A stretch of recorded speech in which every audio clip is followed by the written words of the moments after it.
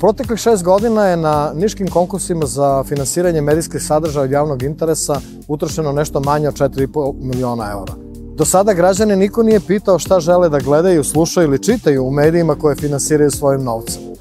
Opština Medijana i Odbor za ljudska prava Niš su februara meseca pokrenuli inicijativu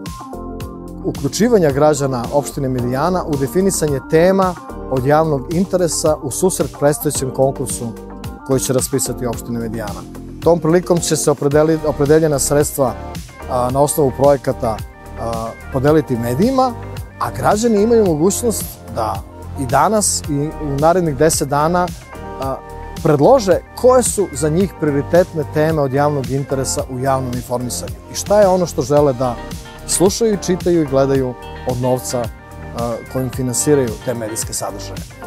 Gradska opština Medijana će do kraja februara meseca raspisati konkurs za sufinansiranje projekata iz oblasti javnog informisanja. Novina u celom ovom postupku je što ove godine želimo da građani sistemski i aktivno učestvuju pri odabiru tema, što znači da će oni prioriteti koje građani nametnu kao teme koje su im bitne i one teme koje su im deficitarne u informisanju biti obuhvaćene konkursom i biti realizovane u toku celog ovog postupka. U funkcionisanju opštinskog veća od početka su prioriteti transparentnost u radu, kao i uključivanje građana kako bismo do najboljih rešenja došli partnerski i zajednički.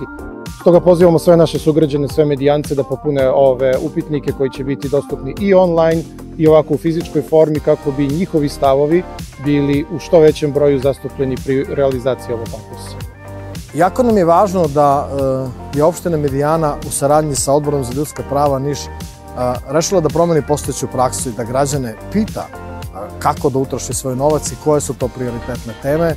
u javnom informisanju i istovremeno da se takođe u saradnji sa nama pripremi jedno sistemsko rešenje, usvoji jedna nova kreira i usvoji jedna nova politika kojom će svake godine pitati svoje građane šta žele da čitaju i gledaju